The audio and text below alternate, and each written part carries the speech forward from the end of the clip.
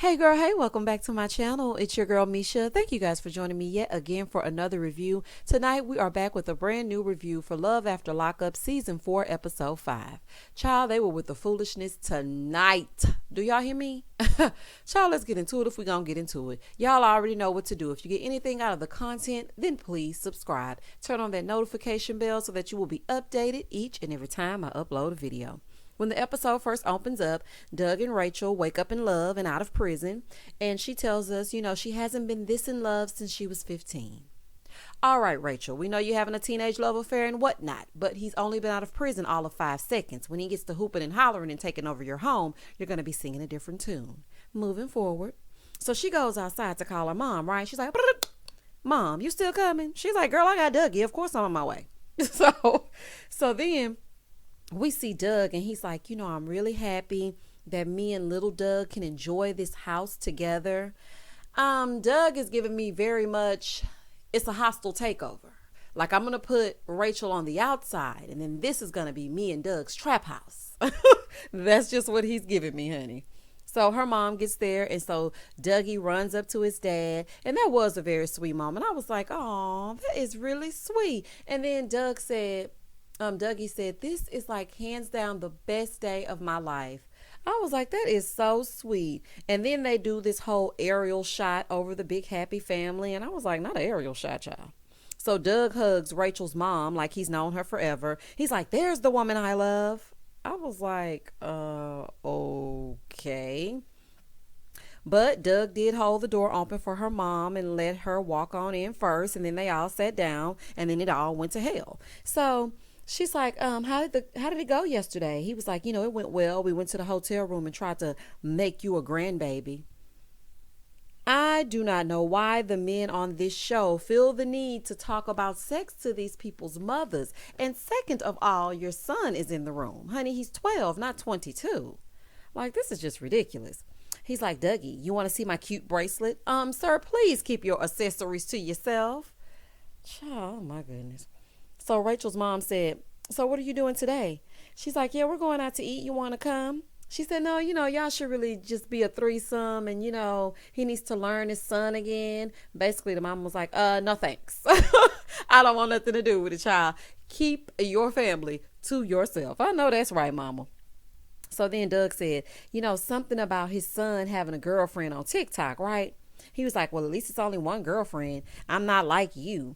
And he said, what do you mean you're not like me? He said, you had like 10 girlfriends in the past 3 years. Oh, child, honey, Dougie chose violence. It be your own kids, child. It be your own kids. He said, that's what you do until you get a good one. Honey, mama was looking not too pleased. Do y'all hear me? Her mama was over there looking like, you done came up. At first you had these little nothings, and now you got something. And that's basically what she was looking like. So outside, she says to us, she said, Rachel looks very happy, but my gut was sick from the moment I met him. I said, oh, what? She said, he knows where his bread and butter is. Honey, mama ain't no fool. And I said the exact same thing. Doug seems like he just want to lay up in that house and do nothing. Baby, those mothers be acting, don't they? You would have never known she couldn't stand him. So then she said, Rachel is outside with her. She said, what do you think of Doug? She said, he really should be more humble. He's not in prison anymore. Oh, child. Baby, the mama chose violence. Dougie chose violence. It's getting violent all up and through. In the next scene, we see Deontay and Scammer Barbie on the way to his place, right? I'm surprised she didn't flake, honey, but I guess you want to go over there and get some more gifts. He's like, it's going to be a night to remember. Blech. Ew. He is such a horny little toad. So when they walk in, she's like, is this your apartment? He's like, no, it's our apartment. No, she said it right, honey. It's your apartment. And she meant that. So he's like, did you see everything? You like it? She's like, oh, look at the heart on the floor. He had the heart on the floor all nice and laid out with candles. And so then he takes her over to the love den, aka the guest bedroom. She's like, I didn't know if I was walking into a love movie. Honey, it looked like you walking into a porno. The way the Wii is doing all these angles and whatnot. Child, I'm just saying, honey. So then she spots the presents on the bed because it's always Christmas when it comes to Deontay. And she sees these Jordans and she's like, oh, I'm about to rock these.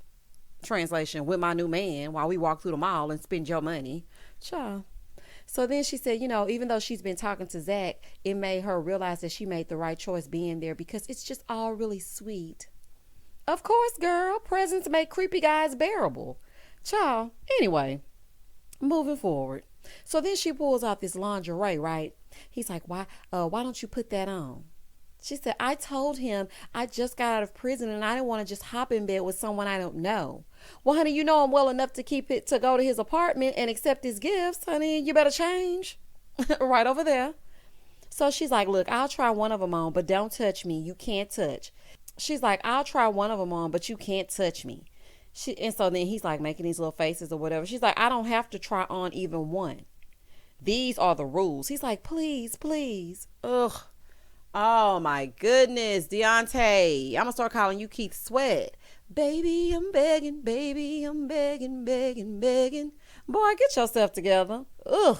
He seems like one of those men that likes dominatrix. Honey, he'll agree to basically anything she says. So she goes to put it on, right? And she says she used to dance for people in prison and they would pay her in Skittles or whatever she said. And I was like, not the prison peep show. Okay, girl. So then she said something about having everyone's eyes on her. She can't stay away from it. Tonight I'm gonna dance for you. Oh, oh. Shout out to Beyonce. So she comes out and Deontay looking like a dog in heat, tongue wagging and whatnot. I'm like, Scooby-Doo, please put it away. Like, roll. Boy, put it away. My God. He is just, let me tell you something. Somebody in my comments said that Deontay don't be getting laid. And I said, well, he had the torso and whatnot. And I mean, he had another woman before this woman. So, but I'm starting to think that whoever commented that, they knew exactly what they were talking about. And he wasn't fooling you. So then she comes out and so he's like, dance for me. She's like, who you talking to like that? I'm like, girl, calm down, honey. All he said was dance for me, honey. You did come out half naked. So, I mean, and you did say you like to strip and whatnot. So, I mean, it's really making sense what he's saying in this moment. But girl, go off, sis. Girl, just dance before he take these little gifts back. So then he starts taking off his shirt and had enough nerve to have an NWA tattoo. I said, what? What does that NWA stand for? Okay, honey. I ain't even got time to come up with the acronym. Listen, WeTV, this is not real sex or Skinamax. Honey, y'all keep it rated R on Fridays. I do not want to see all into these people's sexcapades. I don't even care if it is a lap dance and whatnot. So while she's dancing, he looking like he about to combust. Girl, and I thought you spray tan that little tush. Last episode you sprayed it, but you missed the spot. So she's like, sit on your hands. Oh, she thinks she in the champagne room. Okay, P-Valley. So she does a little 10-second dance and says, I don't feel comfortable because of my small boobs. She's like, I really want a boob job. So then she leans in and kisses him. Because that's all you have to do for him is actually physically touch him. And he'll pretty much empty out his bank account. He's like, that's what you want, baby. Now she want a boob job to further her stripping career. Child, you ain't fooling me. So then Deontay just sitting there looking. I'm with them teeth and them big bug eyes. I'm like, oh, child. Oh, my goodness. Child, Deontay ain't never touched a real woman. Do y'all hear me? He gets women from prison so he can buy their affection. And she gives him a little peck and says, no sex till I get my boobs done. This idiot begging all on his knees. Honey, you better go get the dishwasher and get Nicole Jr. because other than that, those balls gonna be blue. Honey, and stand up. Child, ugh. Over in the next scene, Anissa is at the house getting ready to go pick up Ghost. That's what I'm calling him until we see him. And he's getting out this morning, according to Anissa. So Anissa getting all dolled up, down on the floor, putting her makeup on with her 2 fingers. Okay, Anissa girl. And her friend Kyle is there to ride with her because she hates to drive. Anissa, I was just thinking, you really need to get with Kyle. He knows you're a bit different and he helps you put on your lashes. I mean, I'm just saying, honey, and he already right here. I don't know if he has a woman or not, but I'm just saying he could be a potential. I'm just saying. So Anissa comes out of her room after she gets dressed and she's like, how do I look? Honey, like you're ready for the country kitchen buffet. Moving forward. So then she said, I wanted him to think I look beautiful. Aw, that touched me. And then she said she wished she looked younger because he's 40. Let me tell you something, Anissa. When you go to pick him up, honey, you two look about the same age. So they arrive at the station. She's waiting, and we've gone from dusk to dawn. And I was getting a little bit nervous because I'm like, I don't see Jeff getting off this bus. So she was standing there with this little sign she made. Oh, she's like, oh my God, I'm going to burn this dress in the front yard because the bus had left, right? And she didn't think he was getting off of it. So she's about to walk around to the back, and out pops Ghost. Now he's formerly known as Ghost, and now he's Jeff. Child, that's a hard 40. When I saw him, I said, okay, I think the networks just pass out ages. If he's 40, then I'm 16. Because there is no way we are 2 years apart. Absolutely no way. I know hard drugs will do some things to you, but this right here is on a whole another scale. So she's like, I love you so much. I was worried. He said, I fell asleep on the bus and an old lady found me. Boy, anyway, so then they kissed, and he said, I'm so happy I made the right decision this time because I stood her up the last 2 times. Of course. Now there are cameras here. Honey, you weren't about to pass up the opportunity to parlay this into something else. And you ain't stupid, and you ain't fooling me. So then he said he was released 2 times before and never had any intentions of coming to be with Anissa. She was just a little hustle. She sent him $50,000, and the 3rd time's a charm, honey, because he fell in love with her. And I was thinking, now, nothing against this, honey, because I don't want y'all to take offense. Anissa, honey, you living in a good double wide, but you done sent off $50,000. Girl, I'm not about to play with you, child. That don't make no sense, honey. That's why Kyle needs to be there every step of the way. I'm surprised you probably sold your real home, moved into this trailer just to send him that money, honey, because I wouldn't put it past you. So Kyle, he's actually real, and they're on their way to the halfway house, right? So they all get in the car. So Kyle said, I'm happy to meet you, man. Anissa is a big part of my life, and I want to see her happy. Baby, Jeff looked like, what? He said, I had no idea why she brought him, but I ain't like it at all. Jeff, honey, this ain't the prison yard. Leave Kyle alone. You just decided to show up. So don't come here acting all huffy and puffy because you knew, okay? Just so we're clear. So Kyle is steady asking all these questions and coming into the conversation every time they're speaking. And baby, Kyle is pissing Jeff off. Do y'all hear me?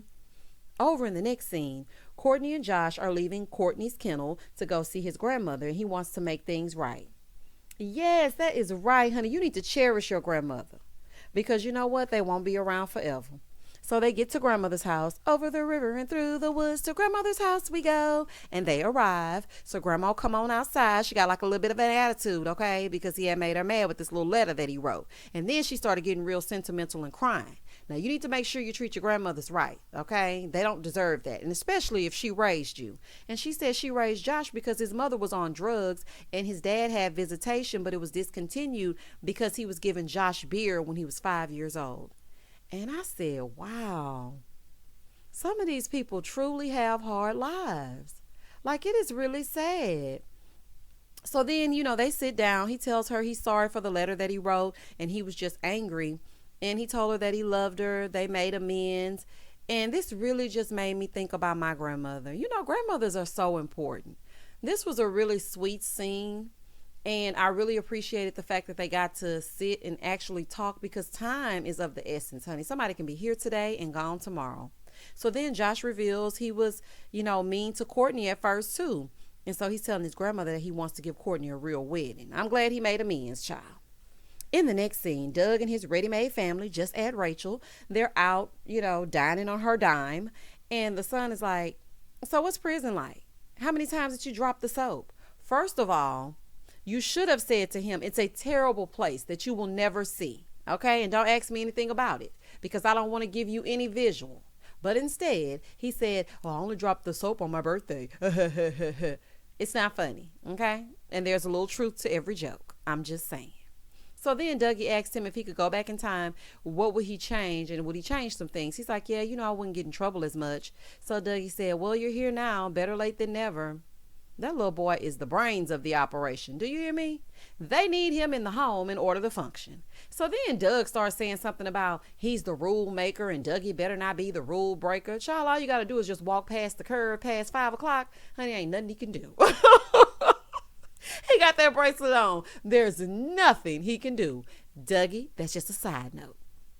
Child, not you trying to come out and parent Dougie, but it's not happening, child. That's going to take a while. And he's got to respect you first, and that's got to be earned. And we got to need you to stay out and not go back in.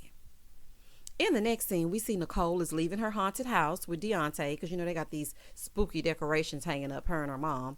And he's taking her to get her hair done. And I was thinking, girl, what else are you getting done to this head, child? You have done more things to your hair in 48 hours than I have done in an entire year. So as they're driving, he tells her, he feels some kind of way about last night. She's like, yeah, I asked him to bring me home. Of course, honey, so he wouldn't touch you. Child, you got your gifts, packed them up, and went on back home. She's like, I'm still trying to adjust to the world. Girl, you are not a newborn. You're a lying, scheming scam artist.